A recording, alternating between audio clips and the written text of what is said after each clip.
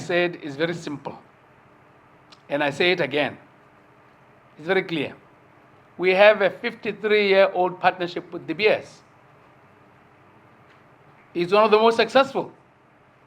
If you look at the history of partnerships between governments and multinational companies in the private sector, it's been hugely successful on the score of longevity.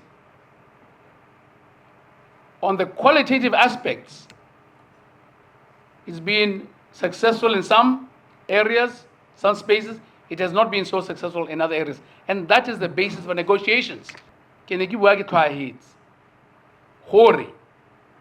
have this arrangement, DBS, which historically,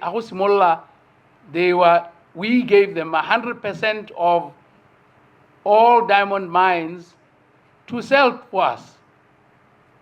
100%. So the Botswana government denied itself, by agreement, the opportunity to sell and market those. So the skills for selling and marketing, knowing the market, knowing what the economy could be like there, we didn't participate in that.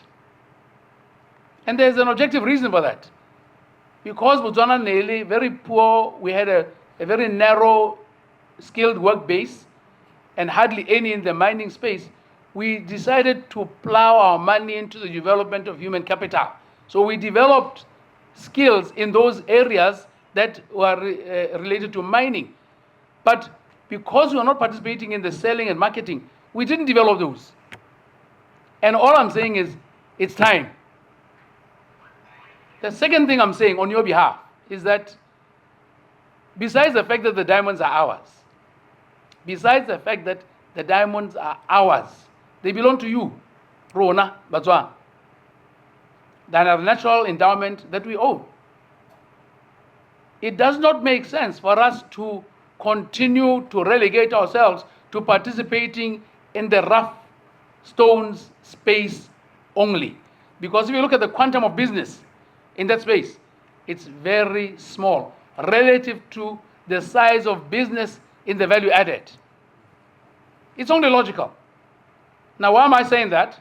Because when you renegotiated this agreement in 2011, and I'm glad Honorable Minister Molale here was one of the chief negotiators, for the first time in the history of our relationship, DBS, we were able to open a small window because we said we wanted 10% of our diamonds to be sold to what would be created as a diamond company owned completely by the Botswana government, and we could sell independently of DBS.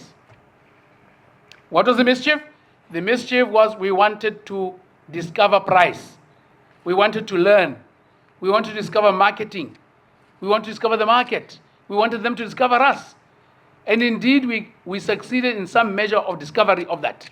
And it taught us enough for us now to sit around the table as we are sitting with DBS and look them in the eye and tell them, we can't continue with this no more. But really, when the sales agreement lapsed, we put in a provision, we go to 25%, and that's what we did. For the first time in the history of Botswana, we now get an allocation of 25% of our diamonds. And boy, did we discover more. I'm speaking very genuinely and extremely seriously. Now I've instructed our team, look, we are going to get more. The fact of the matter is that sales agreement, 2019, we've been renegotiating, extending it.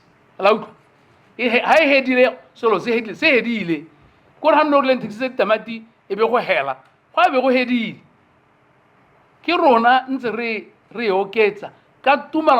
have a partnership with DBS. But because we're at the negotiating table, and because we have learned some new things, we want more for the Botswana government. And we're going to get more for the Botswana government, the allocation of rough diamonds. Because we want to do what we have learned. We'll keep it away from you for the time being. But what we learned in outcome terms means that we can make much, much more money than we've been making by selling rough.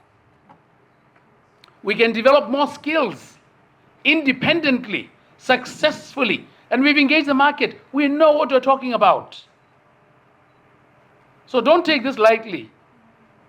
Don't even be scared. There may be a little rumbling, but you're going to get life much better. You're going to be happy.